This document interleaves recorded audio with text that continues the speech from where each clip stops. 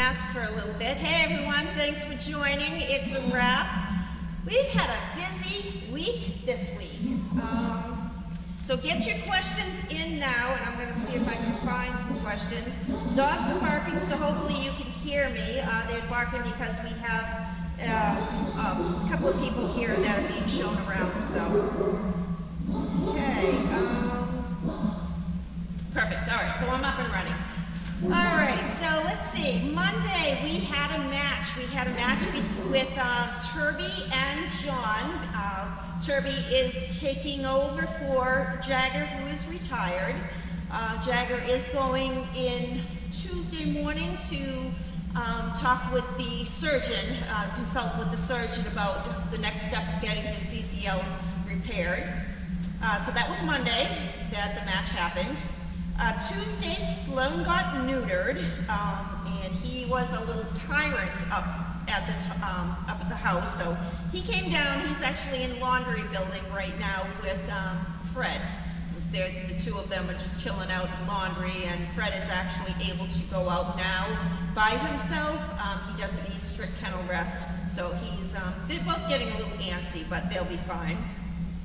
Wednesday, Chip went to her forever home, so I'm sure that you've seen pictures of that. They've been really great. The family's been really great about sending me updated pictures and things like that, so I've been trying to keep everybody posted as much as I can. Thursday, unfortunately, we had to say goodbye to one of our dogs, Xavier, or Augie. I think you guys know them. He was age 4. He was part of the hurricane litter, and after many months going back and forth to the vet, they had to say goodbye to him. So unfortunately, he is no longer with us. Friday, Alexis was spayed, and we also had our friend the exterminator here, checking all the traps, resetting. He actually showed me a bunch of holes. It made me aware of areas that the rats are getting in, what our next plan is, getting the holes fixed. I was talking with somebody else today about getting them not boarded up with boards because they can chew through the boards, but to actually get it boarded up with some sort of a steel, a metal material that they cannot chew through. So hopefully, if we can get as many rats to stay out as possible, and then let the traps actually do its thing to get them taking care of the mice and the rats, that would be great. I did actually get a message from one of our viewers, Shirley, and she had a great suggestion as far as something else to bait the traps with that at her house, this is what she uses, and she finds that the mice can't resist it. So I'm game. I told her, thank you, Shirley, for letting me know, and hey, if I have to reset some traps, I'm going to set it with her concoction and see if it works. So Saturday, I ended up bringing our big Apple computer that Linda was using. It has crashed on us. Brought it to the Apple store yesterday, and they could not get it working. It is the hard drive that is failing, and it's not totally gone, but it is failing. So hopefully, I have contacted somebody else to come pick it up, take out the hard drive, see if they can possibly get any of the data out of it. The computer itself was not being backed up, so if they can't get out of it what we need, then we're just going to have to recreate the wheel. Linda was great though. She did send me a bunch of files before she left that was on a shared drive, which I do have access to, so I have not lost everything, just some of the stuff. Let me see, today was a fun day. We went to Beverly, Mass, to the Elks Lodge. We had a gentleman named David St. John, and he invited his friend of his, Chachi Laprete, he used to be on WBCN, and now he's a DJ at WUMB. And he did a fundraiser. His daughter, he had a tragedy with his daughter years ago. His daughter loved dogs, and they started an organization raising money, and they decided that they would like to donate it to Service Dog Project for the work that we do. So we went in today and we brought Callie and Nessie with us. We had Bianca, she just roamed around and greeted everybody. She was fantastic doing that. And we brought Percy and we brought Melvin. So we did some demonstrations with them, and Percy really needed to be out with these people. We also brought Evie, and that was another one. She was scared as soon as we came in. She would just sink to the floor and just melt. By the time it was over, we were only there for like an hour and a half or so, but by the time it was over, she was greeting people, her tail was wagging. I mean, it was a great opportunity to get these dogs out in the limelight, to be with people, to be with kids even. They had, a few kids were there, they were giving out some cookies, and the dogs were just wonderful. And it also showed me that Bianca liked to hang out with Callie and Nessie, and she was pretty much, herding them here or herding them there. I think Bianca's gonna make a pretty good mom, so hopefully she is with children, so we'll see what happens. One of the questions that I did see on one of the chats a while back was the perfect pet list. So we don't have so much of a list. We do have a perfect pet application, and for those dogs of ours that do not make it as service dogs, like Chip, if people are looking to get a dog, they can certainly reach out to me. I will be more than happy to send the application that we have, and it's just ask questions about where you live, who you live with, what other animals do you have a fenced-in yard? It was kind of an application that I pulled together from when I did rescue, because it is very important that these dogs go to the appropriate homes. Homes where there's not going to be 5 other large dogs and the dog's going to get beaten up, or a home where we do have fenced-in yards, so the dog, if it decides to take off, it's not going to. So I kind of put my thoughts together from being in rescue and applied it to what are perfect pets, the type of home that we would like to see these dogs go to. So now I'm going to do some questions. I got an email earlier today, from a woman named Marianne, who said that she really enjoys the Trainer Talks, Meet the Dog, and It's a Wrap. Thank you for starting those sessions, very informative. But she's not able to watch It's a Wrap on Explore Live to be able to ask questions. She has to rewind it, and so what she did was she put together some questions that got to me early, so that I can read the questions, answer these questions, and then when she rewinds it later on, she'll be able to hear them. So the first one is there any update on Anna? Is the vet tech still interested in her, and will Lindsay keep her?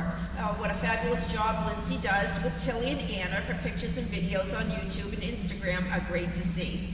So it's great that Marianne asked this question, because I totally forgot to put it on my other side of my paper. Anna is actually going to the vet tech. She is going to be leaving on Wednesday. I have an appointment with her mid-morning Wednesday, where she will be coming down, her and her husband, I was able to talk to him also, coming down and filling out all the paperwork to be taking Anna. She works at the same hospital in Woburn that we take all our emergency animals to, and Dr. Haber, who was Anna's physician there, she works with her. So it's a perfect place for Anna to be, just in case her mega acts up, or she needs any medication or anything like that. So Anna is going to be adopted on Wednesday. Will Capri's family keep one of the puppies? I am not sure about that. I know that if the opportunity arises, Sharon did say that she would be interested in keeping a puppy. I haven't talked to Carlene about that yet. I don't know if we're going to keep all these puppies and raise them, if we're going to wait a little bit and then maybe have her take one from the litter? I don't know how to answer that yet. I have to discuss that with Carlene and see what's going to happen. And then her next question is there a general amount of time it takes for a service dog to be fully bonded with a new partner? She really loves following the service dog Bumble and Frank on Facebook. Lynn does a fantastic job detailing their adventures, and I found it fascinating when Lynn talks about how she took a hands-off approach to Frank until Scott and Frank were fully bonded. And then she goes on with that. Normally, I like to tell people it takes around 6 to 8 months for a dog and a recipient to be fully bonded. It takes that long for the dog to realize how their human works, how they operate, what their normal stance is, what their normal pace is, what it feels like for them when their human loses their balance, for instance. And then it also takes the same amount of time for their human to realize the dog. What commands are going to be working. Is the dog going to be too fast? Does the dog need to slow down? Does the dog need to pick it up a little bit? Scott and Frank are doing amazing. Lynn is doing an awesome job at just reiterating everything and putting it out there. And she is totally hands-off. She's a great person. Scott's he's doing awesome with Frank. They go out every single day. If not once a day, they go out numerous times a day. They know they have to work on stairs. They know they have to work on recall. And that is something that every recipient who gets one of the dogs needs to understand. These dogs are not 100% trained, they're 90% trained. The other 10% is the work that all these recipients do with the dogs. So they are doing awesome, and kudos to Lynn. She's brilliant at keeping everybody apprised at what is happening. Okay, so now questions. Oh, I don't even know where to start. Here we go. Okay, so Sassy Bell says, oh dear, I'm fond of hurricanes because I was volunteering in the house when they were wee ones. Okay, Crafty wants to know what Xavier's health problems were. I believe he had an AFib. It was a heart issue that he had. Barb B wants to know, will anyone be spayed or neutered this week? Yes, we do have one. I'm going to have to get to my calendar here, so sorry. Duchess is being spayed on Thursday, so that's the only one that we have this week. Okay, on the other side of the river wants to know, do females have restrictions with the ramps after being spayed? The females, if you notice, we keep up the house a little bit longer than the males. The males can come down pretty much after a day or so, whereas the females, they tend to, it's a harder operation that they have, so we really want to make sure that none of their stitches split, that we're not getting infected, so they stay up at the house as long as we possibly can.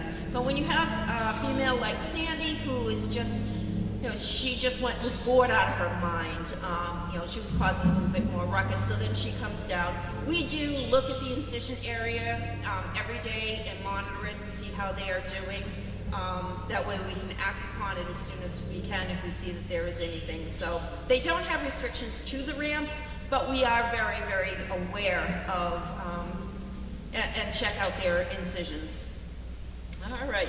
Crafty says, I do appreciate you letting us know when an STD dog passes away, whether a pet or a service dog.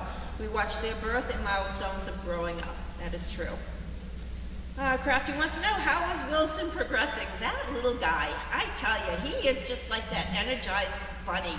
He just goes and goes and goes. He's such a good boy. He is doing excellent. He is his buddy, Duke and him, they just tear it up. They're great together. He is doing fantastic. On the other side of the river wants to know, is Wilson as bold off property as he is on property?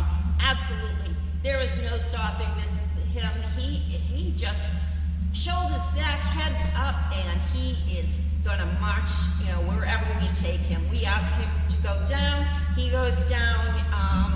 he's such a great little bundle of joy. He really, really is. He's such a pleasure to be around. He's remarkable. Barb V says, it appears that Capri was a great mom. Is she close to getting home? So we are doing gruel now. The puppies were having gruel twice a day. We're increasing that to 3 times a day to give Capri a little bit of reprieve. We need probably, I'm going to say by the time the pups are 5 weeks old, so that's probably a little bit more than a week now. Then we're going to start looking at Capri. She should be drying up, and we'll be able to send her home, which I'm sure that her humans are very anxious for her to come home. Barb V says, thank you for doing these weekly sessions. It's a great opportunity to hear about the dogs, which is always greatly appreciated. Absolutely. And Crafty wants to know, what is my assessments of those pups so far? I tell you, there's that little one, Army. What a little tank. So cute. They eat very well. They're happy. They're sitting. They're looking at us. They're thinking. They're not afraid of people, which is great. You know, they'll come right over. They don't get standoffish like, you're somebody I don't know, so I'm just going to bark at you or I'm going to run away. They're very outgoing, which is great. Crafty says, Betsy waited 2 to 3 months before taking Misha and Sky home after their mom went home. Betsy waited 2 to 3 months before taking Misha and Sky home after their mom went home. Right. Indy Doon says, thank you for all the news. Crafty says, do you have a list of service dog project dogs who have passed away? I understand that some people prefer to wait a while before announcing the death of their dog. You could wait to announce until they are ready. I do have a master list of the dogs. I do have what we have been told, the ones that have passed. I do have a list of those. Again, if somebody hasn't notified us, though, we would have no way of knowing sometimes. Crafty wants to know how the renovations in the ICU are progressing. I actually did speak with the person who is going to be doing the floors. We're waiting for a quote from him, and that way we can get that, the warm flooring in, get it set, and hopefully move those puppies down here in time for Bianca to be moved up to the house to have some more puppies. And Crafty wants to know, how is the critter control progressing? Those rats and mice are very smart. Again, as I said, the exterminator is coming every week. He is setting. We are not using poison because of the dogs at this point. So he's doing his best. I think it's very important that we get as many holes as we can.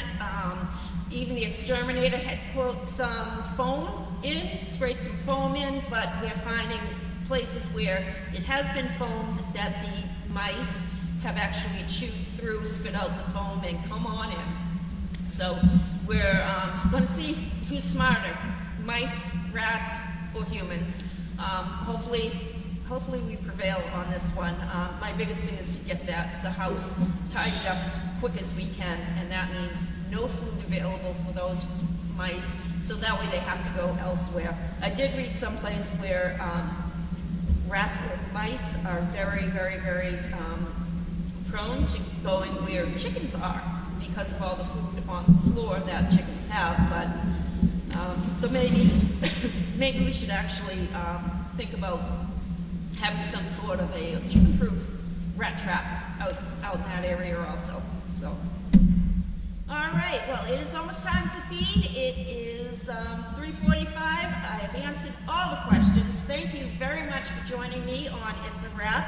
And I hope everybody has a wonderful night. Stay warm, and I will talk to you soon. Bye, everyone.